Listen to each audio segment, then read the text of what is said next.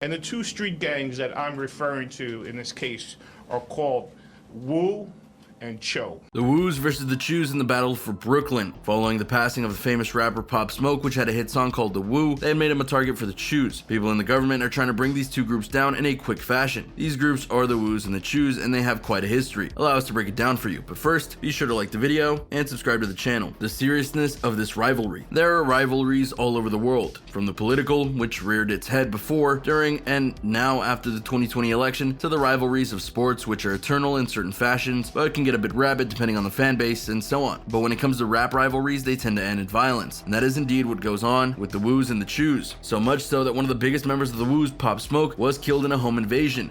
Tributes pouring in for Pop Smoke this morning after being fatally shot in Los Angeles. And just a few weeks before that, Brooklyn officers arrested 34 members of the Woos and the Choos combined for various offenses. Oh, and to be clear, this wasn't just a random raid or arrest. Officers had been building a case against them for 2 years, to the extent that when they went and arrested everyone, they knew they could book them for various offenses across many degrees. Significant takedown of two gangs, 34 individuals who belong to two separate gangs. So that should tell you just how serious this is and how badly people want them off the streets. These two groups really don't like each other, and as the battlefield evens, as some would say, in the wake of Pop Smoke's death, things are only going to get more intense, which is not a good thing on any metric, because the bigger this thing gets, the more violent it'll be. And as recent years have shown, there's already a lot of violence in the rap world, and that means that if more comes, there's going to be even more hate thrown on the genre because of its negative practices. This may sound like rhetoric for a campaign, but it's an honest truth. Many rappers have died in 2020 alone, like Pop Smoke, King Von, and others. Who wouldn't want that to stop so that the focus could be on the music and not the antics on the streets? But for the Woos and the Choos, this is just who they are, the mocking and the slander. As any sports fan or political personnel will tell you, half the game when it comes to the rivalry is the trash talk. You want your opponents to hear you and say that they're going to get you back. You want them riled up. You want them to go and get in your face and try to prove their superiority so you can knock them down to size with your own truths and antics. But when it comes to the Woos and the Choos, their hatred for each other goes beyond the rules of conduct. And we're not even talking about violence on this one. We're talking about respecting the fallen. As stated earlier, Pop Smoke, who was a member of the Woos, was killed in a home invasion. It got a lot of publicity because of the seemingly random nature of it all. The rap world as a whole mourned his loss, except for the Choos. Reddit user Glow Limits shared some screenshots featuring members of the Choo gang laughing at the expense of his tragic death on social media. Breezy Blicky wrote on Instagram stories, "Woo caught his on a Tuesday." He also said, "Guess what we smoking today?" alongside a screenshot of an article about Pop Smoke being murdered. Fellow member of the New York gang, K. Tony Brigant, also wrote some disrespectful things on his Facebook page. "Nobody tell me nothing cause I don't give a F. Tell Dread, lift him." So he wrote alongside a bunch of laughing and crying emojis. And trust us when we say that there's more where that came from. Lots more. In fact, the Choos just couldn't help but make fun of Pop Smoke, and that's kind of sad, don't you think? Because when a rapper dies, it hurts the community as a whole, especially when they died tragically like in the case of Pop Smoke. But for the Choos, they just saw this as a victory. They saw this as their chance to shake up the balance of power within Brooklyn and beyond. Pop Smoke was the Woo's biggest and most famous member, so with him gone, anything is possible in their eyes, which is only going to lead to more problems and situations that most people don't want to deal with. The significance of their crimes. At a certain point, you obviously have to wonder just how overblown some of these things are in terms of how detrimental the Woos and the Choos are in terms of their rivalry and just how dangerous they are. Because they're music groups, that's their primary function, right? They're an umbrella for others to come under and find unity, find others like them, and so on and so forth. But make no mistake about it, these two groups are dangerous, and that arrest we mentioned earlier was not only valid, it was one of many things that these two groups have done over the years to endanger both their rivals and the public at large. In some cases using underage girls as holsters to hold their guns while they hunted rival gangsters. They tend to recruit, abuse, and utilize young women. Brooklyn District Attorney Eric Gonzalez said, "They tend to recruit, abuse, and utilize young women," Gonzalez said. "They recruit them into the gang, they have the young girls carry their firearms, their handguns for them. They believe that the police are less likely to stop the young women," he said. In one shooting on November 25th, Gonzalez alleged that 19-year-old Woo member Shan Mason shot an innocent woman, then bragged about it in a self-made video and in text messages. "I hit the lady in the face, bang.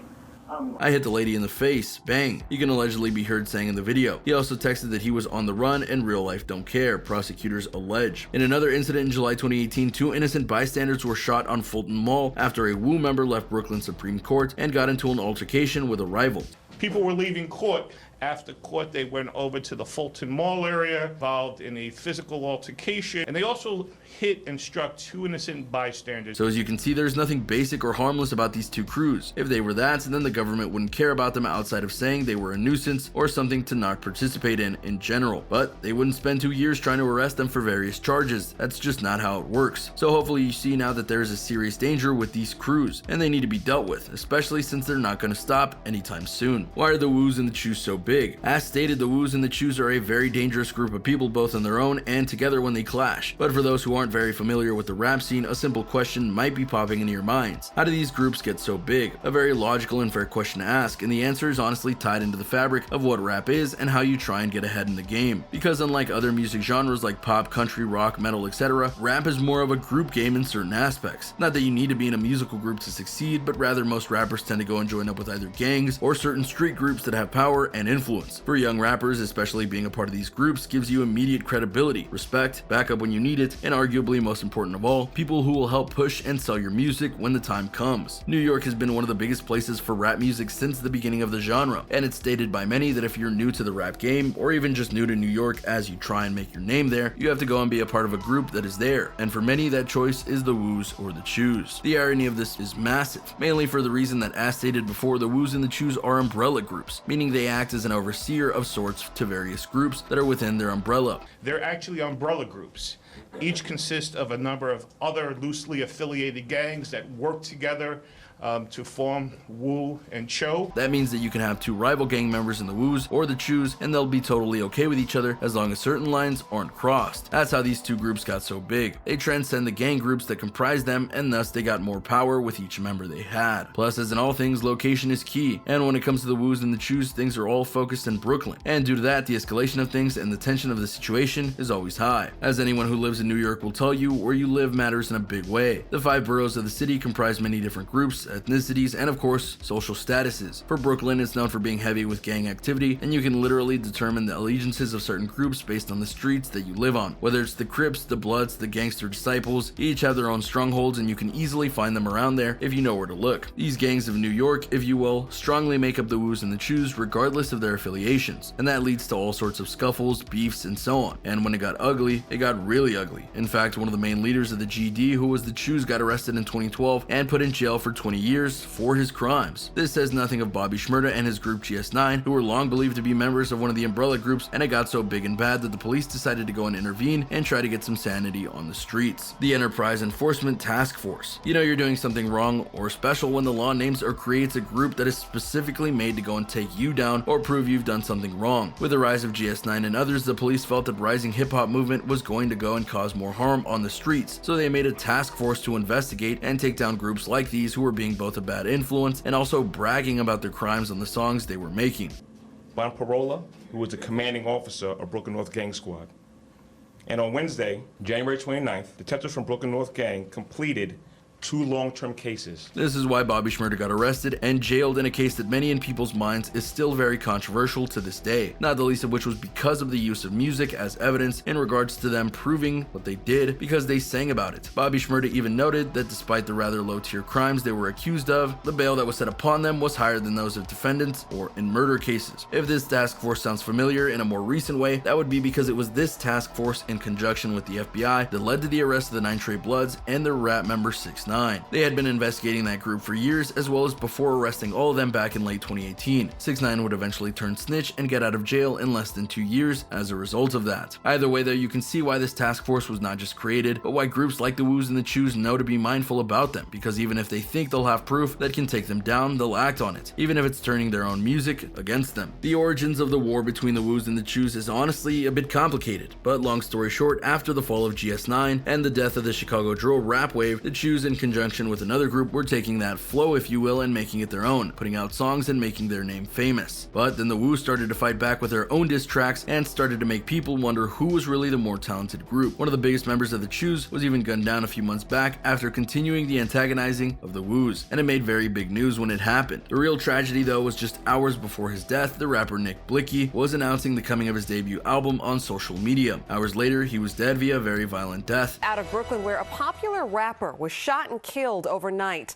Nick Blixey. And there's even video of him just lying on the ground as the police surround it and wait for permission to move it. And it's a haunting reminder of just how grim things get in this rivalry. And sure enough, once Nick was gone, the Woo members went to social media to make fun of the death, and this led to a wave of retaliation against the Woos for their mocking of the rapper's death. For a whole week, the world that was Brooklyn was on edge as multiple fights and incidents broke out, and it got ugly with multiple Woos being killed as a result. And if you fast forward to now, there are still fights going on, including potentially being leaked to the death of King Von, who helped the Woos in their fight by doing a music video with one of their leaders in Chicago. The war is never ending, and that's kind of the problem. The perception of rap. Rap music has been something that hasn't fully been appreciated by the world at large. Some of it was very fair and logical reasons, and other reasons weren't so kosher, if you will. There are a ton of stereotypes lobbied against rappers regardless of race, age, or gender, and that hurts the brand without a doubt. For example, all rappers are considered criminals even when they haven't done anything. To that end, the rappers that are coming up in the ranks or the people who want to be rappers, especially young teens, are cautioned against that because in their eyes, if they go that path, they'll definitely end up in jail or joining a gang or doing drugs, and so on. It's a perception that continues to this day, and objectively, it's not a fair rationale because everyone is different and not all rappers do those things. We can easily name some who have never done any of them, that we know of course. But when you hear about the war between the Woos and the Choos, you can't help but understand that in their eyes, the proof is in the pudding. Yup, that classic phrase really hits home with the rap movement for very basic reasons. Because just when you think that there's a break in the madness that envelopes the rap world, you hear about the death of people like Pop Smoke, like Nick Blixey, like King Von, all of whom were tied to the Woos or Choos in one way or another and died violently. You hear about Nipsey Hussle, a rapper who was controversial but also was a man who believed in helping his neighborhood, and he was killed in the streets by someone who hated him. You hear about someone like Juice WRLD, who was a very popular rising star in the rap game, and then he took his life by overdosing on drugs he was smuggling in because he didn't want to get caught and arrested. And the list goes on and on from there. And with each new case, with each new arrest, with each new casualty, it gets harder to defend the rap world as a whole. What's next for the Woos and the Choos? Which brings us back to the Woos and the Choos. Their intensity is likely to amp up with the loss of certain key members of the groups in 2020 as a whole. Thinking they'll back down for no reason just won't do, as they're too big and powerful to just take a step back. They've lost members in the past and have regained control and even taken the lead against their rivals, so stopping won't happen here, not unless the authorities take hold of the situation and work things out. But will that happen? Unlikely. And there you go, a look at the intense rivalry between the Woos and the Choos and how their battles in music and beyond are greatly affecting the area of New York for the better. What do you think of these two groups and the war they're waging? Do you think that it's fair for the government to try and take them down? Be sure to subscribe. I'm King Trending, and I'll see you next time on the channel.